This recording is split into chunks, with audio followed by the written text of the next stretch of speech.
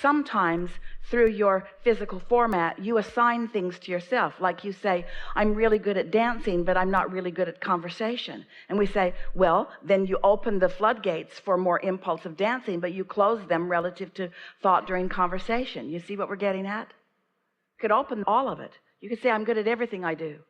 I'm good at all of it. Ideas flow to me. Impulses flow to me. I'm in the flow of things. My source energy knows everything that I've asked for and is feeding it to me in real time all the time. And I'm happy and open and receiving and satisfied. There's so much in the pipeline at various stages of evolution and various stages of readiness to explode into your awareness. And so what is a true manifestation? Isn't a manifestation when something comes into your conscious reality? So when you are consciously aware of something, isn't that a now manifestation? Isn't that a wonderful thing? That's the way we look at it, because we're flowing to you all the time. And when you receive the idea and you've got the idea while we've got the idea, that's when that feeling of euphoria, or that's when that feeling of passion comes about, because we're on exactly the same wavelength. We're talking exactly the same language. What you know and what we know is happening in the same moment. And that's what you want. That's what you want. The subjects are irrelevant. That's what you want. And you can make your life as rich as the questions that you ask. Every moment could be alive and full for you, because every moment you could be completely intertwined with that broader non-physical part of you who is enjoying all of the aspects of whatever you are about. We say from time to time, in fact, we say it quite often, that you can't go back. And so we know that when you taste a period of time, when you allow yourself to be in alignment, that you allow a momentum to happen that gets feeling so good that feeling less than that good just doesn't feel that good. But you can help all of those moments by doing what we've called pre-paving, by anticipating in advance, or by acknowledging. And here's a piece. This is what we would do if we were in your physical shoes. We would acknowledge that everything that we desire, which means everything that we are becoming. Think about that. All of your desires that you wish to manifest is just another way of saying all that I am becoming.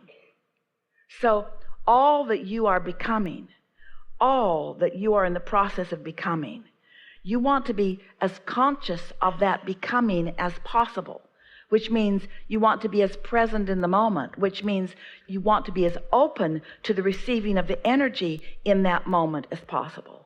You just got to lighten up. Just be less self-aware. Be less self-condemning. Be less aware of dilemma. Be easier about it. Be more trusting that the universe has it. Be more trusting in what's going on in the vortex. Be more accepting of what's going on in the vortex. And meanwhile, just enjoy the quieting of your mind. We know you can't quiet your mind all day, every day, but if you're accomplishing that for a few minutes every day, then that's enough. And it just gets better and better and better and better. Now, what we want you to understand is the more you talk about those things that are working, the more the abundance that you've already asked about will work too.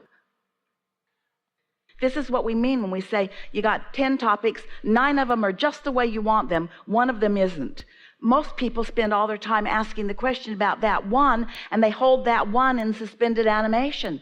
Focus on anything where energy is flowing, and then energy flows to everything, even the abundance. But if you focus upon the topic where the energy isn't flowing as much as you want, then you slow the energy down. We'll just say it to you straight up, as loudly and as clearly and as directly as we can. You cannot abandon a desire. When you increase your attention to a subject, when you're still more in the problem end of it than in the solution end of it, increasing it slows it way, way, way, way down. And attention to it isn't abandoning it, it's crippling it.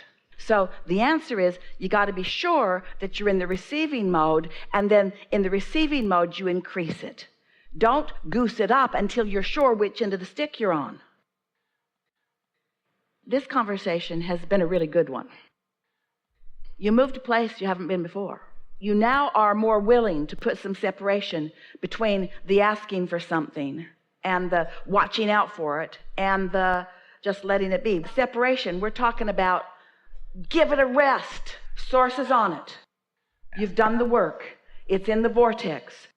Law of attraction is after it. It's queued up for you. And when you're ready, which you will be when you give it a rest, when you're ready, which you will be when you give it a rest, when you're ready, when you have really given it a rest, you will be when you're no longer talking about it. You'll be ready when you've given it a rest. You'll receive an idea, and the idea will be so intoxicatingly beautiful that nothing would be able to keep you from moving in the direction of that idea. And until that happens, give it a rest. This is such a good conversation. So the difference between the problem end of the stick and the solution end of the stick, or the something missing end of the stick and something being present end of the stick. You got to put separation, time separation between you being vibrationally active in the question and you seeking the vibrational answer. In other words, you got to put separation in that. So everybody sort of gets that if you're hammering away at the question, then the solution cannot come. So there are some aspects of your life where the solutions are abundant. And you said to us, I like thinking back on those situations where the solutions are already evident, where the solutions are already abundant, because I like to own that vibration. And we say, yes, do that on the subjects that don't activate any discord, because once you're already connected to source about something and you're already receiving, then anything that you add to that is just going to increase the momentum, and you're just going to have more and more and more and more fun on the subject. But if it's a subject where you haven't made that jump yet, and you attempt to increase the momentum of it, all it does is compound the question and make you more resistant to the answer. Can you hear that? Because the human part of you feels like if you just get in there and go after it in a sort of determined way. But this vibrational world is a different world than the action world. The action world is about sort of brute force, and the stronger you are and the bigger you are and the more there are of you, the more you can move stuff around. But in a vibrational world, it's not like that. In a vibrational world, it's subtle and fine-tuning. It's tuning. It's not going hard after things. It's tuning. What can be hard about this answer? Abraham, I have this thing that I've wanted for a while and it isn't coming. What should I do? Leave it alone. Well, I know I should leave it alone, but I've got this thing. I've wanted it for such a long time. What should I do? How can I make it come to me? Just leave it alone. Are you sure I should leave it alone? Because it feels like I should be hard after it. Well, you should leave it alone because your vortex has got hold of it and your inner being has got hold of it and it's working on your behalf. It's been moved to the universe's side of the placemat. It's been moved to the universe's side of the placemat. So now you can let go of it. And if you keep putting it on your side of the placemat, then you're going to keep doing a crappy job of it instead of letting the universe do a divine job of it. Just trying to get your attention. That's it. Trying too hard is a human tendency because you've been, bless your hearts, you've been working so hard with your action. You've been offering so much action to compensate for energy that you didn't quite get figured out, you see. And so just know that anything that feels like a struggle, leave it alone because you're getting nowhere with it. If you're struggling over it, you're making the struggle more. Leave it alone. If it feels like a struggle, it feels like a struggle for a reason. You're barking up the wrong tree. You're working on the wrong side of the placemat. You just got to let it go. You just got to let it go. You got to say things to yourself like, well, that's it for me on that for now. I'm not going to think about that because I'm not making any progress. I'm just going to let it go. I'm going to let the universe work on it. And I'm going to focus on the things that make me feel good and on the things that make me feel powerful. And I'm going to tune in as often as I can. And I do that often. And I'm just going to let the good times roll, and I'm just going to follow my bliss, and I'm just going to follow the feeling. And when I get an impulse about that, if I do, and I'm sure I will eventually, then I'll follow that impulse. And until then, I'm just going to follow the other impulses. So when an idea flows, seems like a good idea, yeah? Follow those ideas. When we were teasing with you in the beginning about how we wouldn't look back, you can if you want to, but we wouldn't look back. We don't look back because there is so much that is delicious to focus upon between where you are and where you're going. And so that's what has our undivided attention. And so anything prior to now is irrelevant, because in this now, there are only two things that matter. What you're asking for, which is what you're summoning, and what you're doing in relationship to it. The more head-on you hit things, then the more you dig into where you are. The lighter you are about a subject, then the more you're called in the direction of what you want. And so the more time you spend, or the more intent you have for doing what we call pre-paving, which is anticipating energy flowing in advance. Begin again. In any moment in time, what most humans are focused upon are the manifestations that have already happened. In other words, once you can see it and hear it and smell it and taste it and touch it, it's manifested. And so the things that you're looking at that are manifested have less potential to really please you than the things that are still in the process of becoming.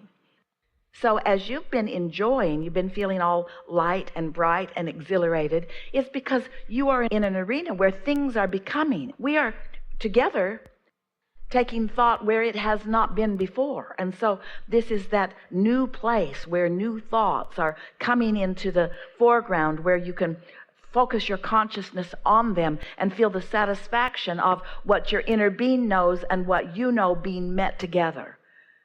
There is so much that is potential to be discovered, and your inner being is queued up and ready for the discovery of it.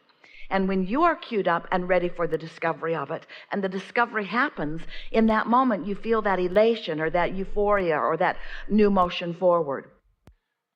Well, technically, every moment of your life can be like that, because your inner being knows what's in your vortex and already understands. Your inner being has been able to do much more segment intending about the things that are coming. So the more you are, maybe just in general terms, positively anticipating the next moment and the next moment, then the less mundane and the more really satisfying your moments will be. Something that helps is to acknowledge how satisfied you feel. When you say it's mundane, that sounds like dissatisfaction. When you acknowledge that you are satisfied, that takes that vibration that is about mundane away, and it leaves you open for new discovery. There is so much newness in the thought. Humans just want the newness to be about the manifestations, but there is so much newness along the way that is so satisfying in nature. And then the manifestation, of course, is satisfying too, but it's not the only game in town. There are many along the way. Is that helpful? There's so much satisfaction along the way that just keeps your juices going and keeps you realizing that you are the creator of important things. So often you want an experience in order to promote feeling good, when what we want is for you to understand that those good feeling experiences are evidence that you already do feel good. You feel the difference? I need to do this so that I can feel good, or I do feel good, and then this happens, and this happens, and this happens, and this happens. It's really an important thing to get clear in your mind. It's a good thing when you're in joyful moments to acknowledge that you are, and focus upon them, and practice the vibration of them, practice the feeling of them. It's what we call milking it for more. It's like accomplishing a more substantial vibration of it. And there certainly isn't anything wrong with revisiting that to reinforce that substantial vibration of well-being. Anything that causes you to reinforce your awareness of wonderful things is always to your advantage. You've got it. You've got it. There is great love here for you. Really good.